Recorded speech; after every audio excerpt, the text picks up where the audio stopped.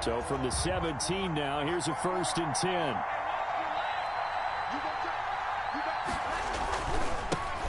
The first carry now. This is Alvin Kamara. And he'll take this up only to about his 18-yard line. He'll wind up getting a yard on the game's first play. It's 2nd down.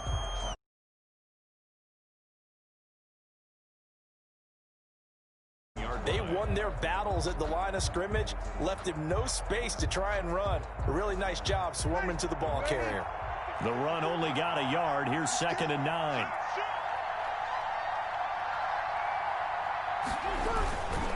Breeze leaves this one with Kamara.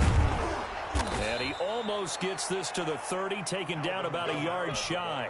11 yards there, 1st down. Well, there's plenty of real estate for him to maneuver on that run, and let's face it, it shouldn't be a surprise. He's one of the better backs in the league. Had to come into this game with the idea, slow him down, otherwise it's going to be a long afternoon. So after the run by Kamara, now another 1st and 10.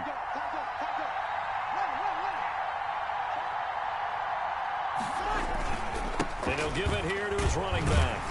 And he works his way forward for a couple up past the 30. Well, sometimes as a running back, you've got to be able to improvise when the hole's not where you expect it to be. But in this case, there wasn't any improvisation that he could do that was going to work. Kind of like if you're trying to be a comedian on open mic night at the Improv and you run into a tough crowd.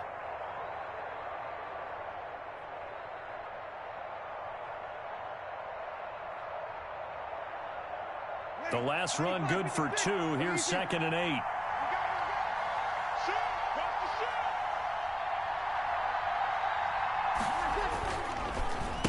First carry for a Central Florida alum, Latavius Murray.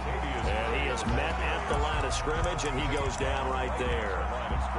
Officially no gain on the play, and they're left with a 3rd and 8. 3rd down. And now the Bucs deciding to take a timeout defensively. They'll have 2 remaining as we step aside here in this first quarter.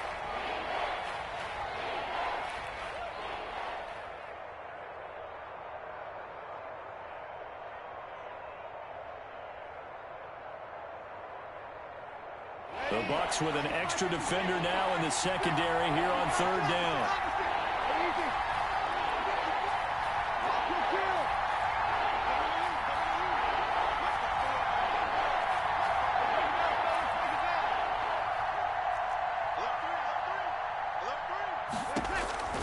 Working from the gun, it's Breeze. And he slips up past the 45 before being tackled. Complete. First down on a gain of 16 yards. 16 yards. And the Saints, 1st down.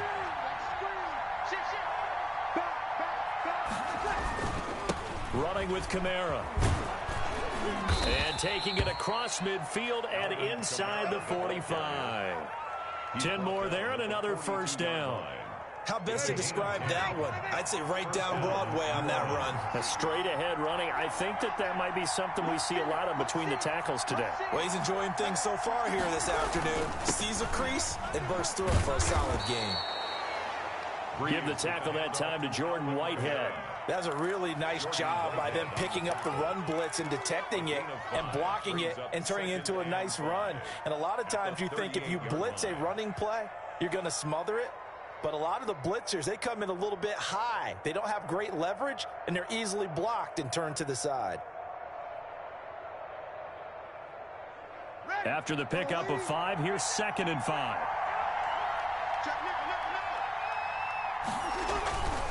Here's Breeze to throw. Into heavy traffic, and it's intercepted. Carlton Davis picks it. That right there is the inauspicious start that they were hoping to avoid, and a turnover on the first possession. I love how you use those college-bound words like that, inauspicious. Well done. I really appreciate that. But here's the thing for me. I'm just wondering if their game plan is incorrect. You know, I think they felt like they could come in and throw it around pretty well. That interception early, they may rethink how they go about attacking. Let's make these babies cry all the way back home. So after the INT, it's Brady. It's complete to Brown, right side. And he'll get nothing out of that one. No gain there on the completion. 2nd and 10. That was a simple throw and catch, but even with that completion, 0 yards gained, so they're behind schedule on down and distance. I think they were hoping to get it to him. He could make a man or two miss, but that window closed quickly. Here's Ronald Jones, first carry for the USC man. And brought down, but not before they're inside the 25. That one good for a first down pickup of 18 yards. That O-line, they cleared a big hole there on that run. The athleticism of offensive lines continues to evolve, and we're seeing it here. Not only they're controlling things right at the line of scrimmage, but they're able to get upfield to get to what we call the 2nd and the 3rd levels. You know, get to the linebacker spot, the secondary spot, getting all the way downfield with their blocking, which helps keep the running back clean. They'll try to continue that trend here this afternoon. Another big gainer that time. This one goes for 19 yards. That's another Buccaneers first down. We're scoreless after one. End of the first quarter with no score. 1st and goal, a chance to convert that early turnover into points. Now Jones. And he gets halfway home from the 4 down to the 2-yard line. Ball carrier. Be interesting to see now what they do offensively down near the goal line after not much there that time. As the offensive play caller, that may change your sequence now. Instead of coming right back with a running play, you may have to go to the air. They'll try and run it in with Jones. And he's in. Touchdown, Buccaneers. Taking it in from 2 yards out. And they are able to strike first here on their opening drive. And he was excellent on that drive. He deserved to be the one to get across the chalk. Oh, I agree with you totally. A workhorse on the drive. And how about that last decisive run to punch it in? And now Coach Bruce Arians has made the call. His guys will go for 2. Now Brady on the bootleg. And now a fumble. Brady loses the football. And they don't get it. They tried for the 2-point conversion there, but unsuccessful. Buccaneers 6. Saints nothing. So they went for 2 and failed. They didn't use him on the PAT, but now he boots this one away with a 6-0 lead. And he brings us out past the 20 to the 24. Harris on the return. The Saints take over at 1st and The Saints offense on the field, ready to get their drive started. And in enemy territory last time through the do on this drive. Can't wait to see how it alters what they decide to do in play calling. Do they continue to throw the ball? Do they want to lean more on the running game? It'll be an interesting sequence of plays that they've got coming up. Does it often affect the play calling with the interception? How much does that change what you do? I think it does depending on why the interception was thrown. Sometimes it's just a matter of the defense made a great play, so you continue to come back. But if it's on you, if the offense just doesn't have the confidence, if they're a little bit shaky, maybe try and take the pressure off and run the ball a little bit. Breeze's throw on target to Cook, and he'll go down right around the 47 this time. 9 yards to pick up there, and it's a first down. Saints. And the tight end is certainly a position built to move the chains because they can control space underneath. If they've got good hands, then, of course, they're a dynamic target. But one other thing is they're right in the sight lines of a quarterback on just about every play. And that makes it easier for the quarterback to pick him out and deliver. Officially no gain on the play, and it's 2nd down. 2nd and 10. 2nd and 10. And we've hit the 2-minute mark in this first half of action. We remind you that coming up at halftime, we'll pay a visit to Jonathan Coachman. He's in Orlando, and he'll have our EA Sports halftime report. And down he goes, a Buccaneer sack. The sack by the Super Bowl champion and Pro Bowler Jason Pierre-Paul. Man, he got in there so quickly, Charles. What could the offense have done to adjust and account for that? But what you're hoping is that you figure out and you see and get a clue that maybe there's going to be some pressure coming at you, and you change the blocking schemes. Maybe you go to max protection. The biggest one is maybe you bring your running back in to try and keep you clean. But in that case, that didn't happen. 0 accountability, and a sack resulted. On 3rd and long, it's Breeze. And going deep for Hill. And unable to connect, incomplete. I'll give them credit. They took their shot, but it's going to bring up 4th down. 2 drives won't tell the story of this game, but you absolutely have to like how this defense has played thus far. They have yet to allow this offense to get untracked in this one. Here's Thomas Morstead on now to punt it away on 4th down.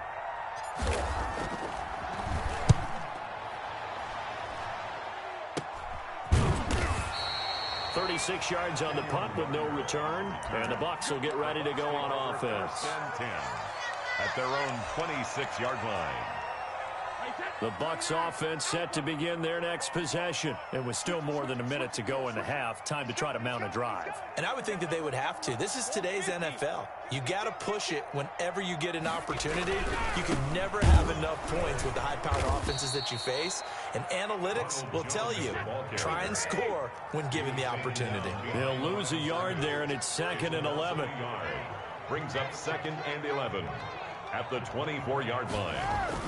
Brady gives this one off to Jones. And they get him down, but not before he takes it across the 40-yard line. The Bucs going to go ahead and use the 2nd of their timeouts, as the clock will stop with 34 seconds to go before halftime.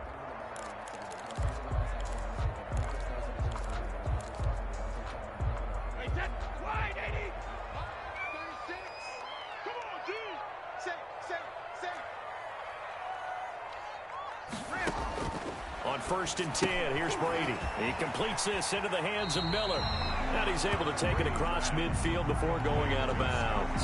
Give him 9 there on the 1st down completion. That last catch short of the marker by just a yard leaves him with a very manageable 2nd and 1. Brady. Quick hitch, complete. It's Brown. And they go backwards here, losing yardage back at the 48-yard line. The tackle made back at his 48. From the gun on 3rd down, Brady.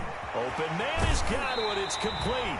And he is out of bounds, but not before he's inside the 30. Excellent play there on 3rd down. Give him 25 yards. At the 27-yard line.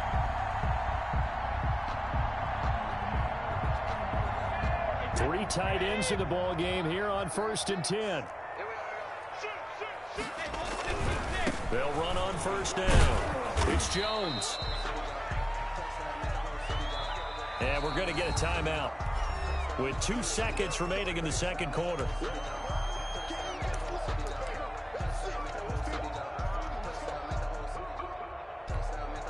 So with 2 ticks left here in the half, on is the field goal unit. From the left hash, this from 39. And the 11-year veteran bangs it through. So 2 quarters down, 2 remain. Charles and I return after the break. And we welcome you back now.